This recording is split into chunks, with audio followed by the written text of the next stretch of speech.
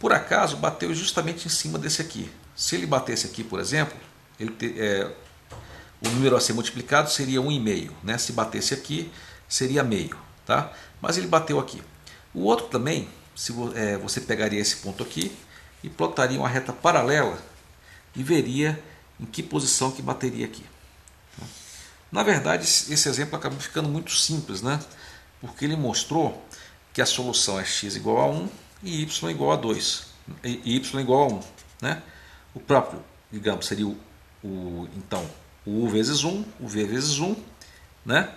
E o resultado seria o vetor w, tá?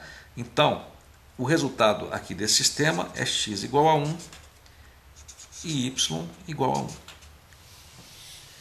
Ok, nós vimos até agora que essa equação aqui tem uma solução e ela é única.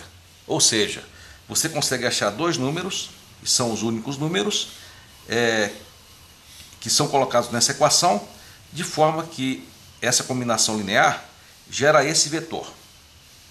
Agora eu queria perguntar para vocês, e se o vetor fosse outro? Por exemplo, esse aqui. Qual seria a solução?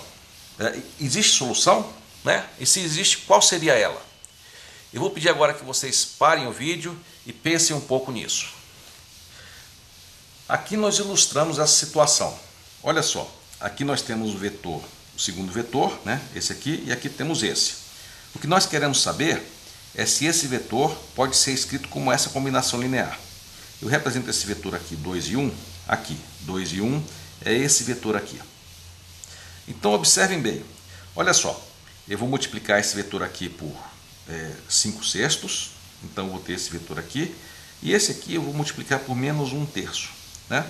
E somando os dois, eu vou chegar nesse vetor, né? Então a solução é essa, 5 sextos e menos 1/3.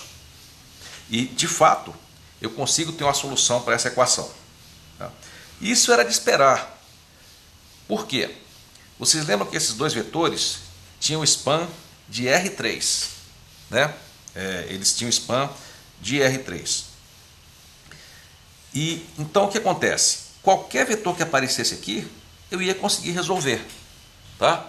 Então, quando o span de dois vetores é R2, essa solução aqui existe para qualquer vetor que aparecer aqui. A coisa principal que eu queria ilustrar com esse exemplo é que, como os dois vetores coluna não estão alinhados, eles sempre cobrem todo o R2, né? Então, qualquer que seja a matriz aqui à direita, o sistema terá uma solução e ela será única. Mas então eu pergunto, será que isso sempre acontece? Para aprofundar a discussão, vamos discutir o seguinte sistema, né?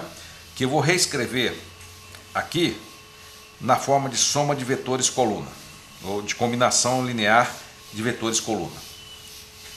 E a pergunta é a seguinte, qual é o spanning set desses dois vetores?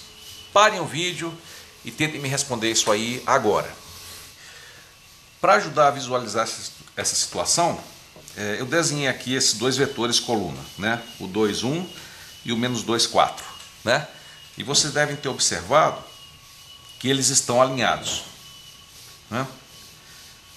Pensem um pouco então em relação a esse desenho.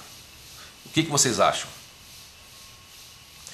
Isso mesmo, o spanning set desses dois vetores coluna é só sobre essa reta aqui, tá? Então, esse sistema aqui só teria solução se o vetor que aparece aqui à direita estiver sobre essa reta. Então, por exemplo, se aqui nós tivéssemos o vetor 1, 1, nós teríamos solução? Não, porque o 1, 1 está aqui, está fora da reta. E se fosse o vetor, por exemplo, 2, 4, teria solução? Teria, porque ele seria esse vetor aqui, que está no spanning set dos dois vetores. Ok? Então, você pode dizer que às vezes esse sistema tem solução, outras vezes não. Tá? Nós vamos ver inclusive que quando ele tiver